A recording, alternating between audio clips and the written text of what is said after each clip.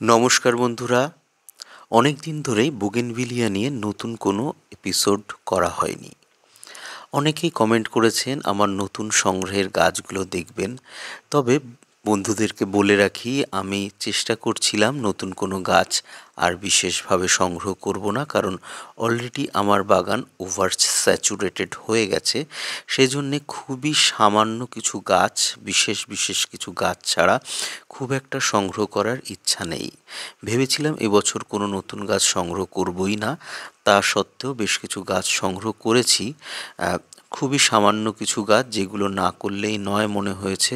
সেরকম কিছু গাছ আজকে আপনাদেরকে দেখাবো, যেগুলো অলরেডি ফুল হতে শুরু করেছে। তার মধ্যে প্রথম যে গাছটা আজকে দেখছেন, এটার নাম হচ্ছে পিঙ্ক সায়াপ।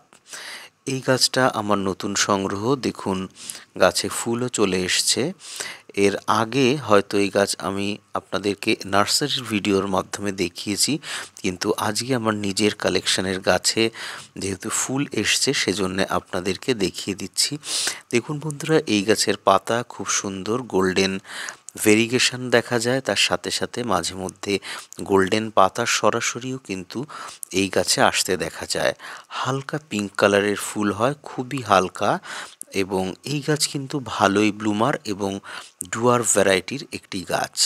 পাতাগুলো অসাধারণ সুন্দর, পাতাগুলো একটু ছোট, তবে দেখতে ভারী সুন্দর। পাশের গাছটা দেখলে বুঝতে পারছেন, এটা হচ্ছে এসএসবি পার্পল। এর পরের যে গাছটার কথা বলবো, এটা হচ্ছে স্যাফায়ার। এই গাছটা কিন্তু আমার নিজের গাছ। এর আগে আমি যে গাছগুলো দেখিয়েছিলাম, সেই গাছগুলো আমার নিজের ছিল না।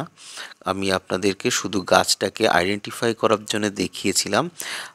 তবে এই গাছ অত্যন্ত সেন্সিটিভ। এর পরের যে গাছটা দেখব, এটা হচ্ছে গোল্ডেন সায়াপ।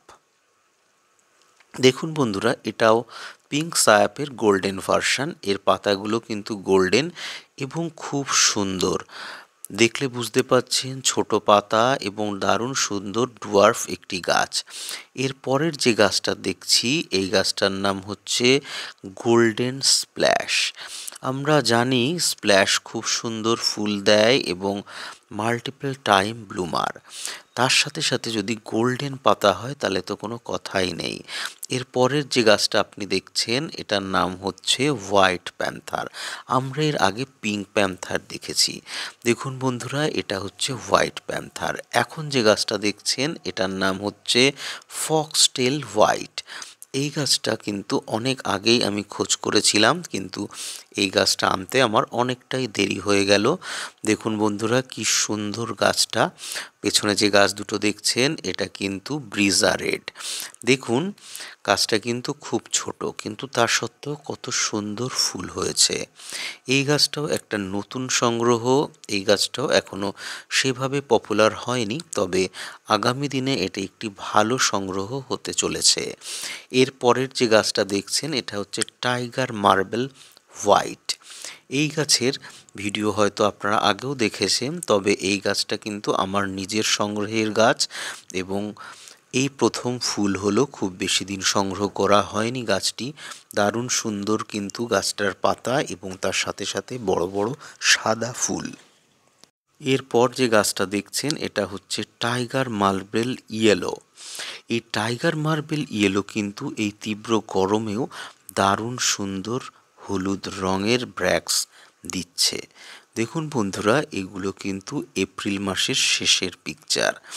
দারুণ সুন্দর ফুল হয়েছে এবং রঙও দেখলে বুঝতে পাচ্ছেন খুবই উজ্জ্বল। এটাকে কিন্তু কালার এনহ্যান্স করা হয়নি, এটা কিন্তু এমনিতেই এরকম সুন্দর রং। এর পাশে অন্যান্য যে গাছগুলো দেখছেন, এগুলো আমার পুরনো গাছ, যেগুলো আমি আগে দেখিয়েছি বলে সেই গাছগুলো আজকে আপনাদের সামনে সেভাবে তুলে ধরছি না। পেছনে রয়েছে স্প্রেকট্রাম। অনেকেই পেছনের গাছ কি সেই বিষয়ে কমেন্ট করেন, সেজন্যে বলে দিলাম, পেছনের গাছটি হচ্ছে স্প্রেকট্রাম।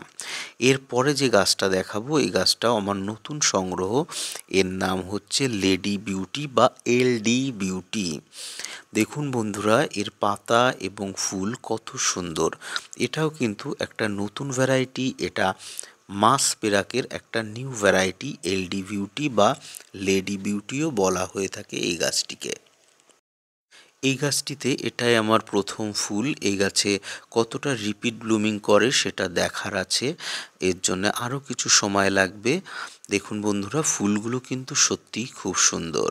এর পরের গাছটা আমরা দেখছি, এটার নাম হচ্ছে ইয়েলো ফাতেমা। দেখুন বন্ধুরা, এই গাছ কিন্তু একটা multiple time bloomer and repeat bloomer. তবে এর ব্র্যাক্স প্যাটার্ন কিন্তু ডিফারেন্ট টাইপের অন্যান্য বোগেনভিলিয়ার তুলনায়। শীতকালের দিকে এই গাছে ফুল ঝরে যাওয়ার একটা প্রবণতা দেখা দিলেও এই গ্রীষ্মকাল বা বসন্ত ঋতুতে কিন্তু এর ফুলগুলো দারুণ সুন্দর ফোটে। তাছাড়া ফুল শেষ হওয়ার পরপরই কিন্তু অটোমেটিক আবার ফুল চলে আসে। তবে এই গাছ সকলের পছন্দ হবে কিনা জানি না, আমার কিন্তু এই গাছ দারুণ লাগে। শীতকালের দিকে যদি কুয়াশা থেকে একে বাঁচানো যায় তাহলে কিন্তু এর ফুলগুলো একদম সর্ষের ফুলের মতন সুন্দর লাগে। উজ্জ্বল সুন্দর রঙও কিন্তু এর সবসময় থাকে। বন্ধুরা, আপনারা কতবার গাছ না কেনার শপথ নিয়েও গাছ কিনে ফেলেছেন আমার মতন? এরকম অভিজ্ঞতা অবশ্যই কমেন্টে শেয়ার করুন, তাহলে বুঝবো আমার মতো বন্ধুরা আরও রয়েছে। আজকের ভিডিওটা এখানেই শেষ করছি। দেখা হবে আবার আরেকটা নতুন ভিডিওতে। সকলে ভালো থাকবেন। নমস্কার।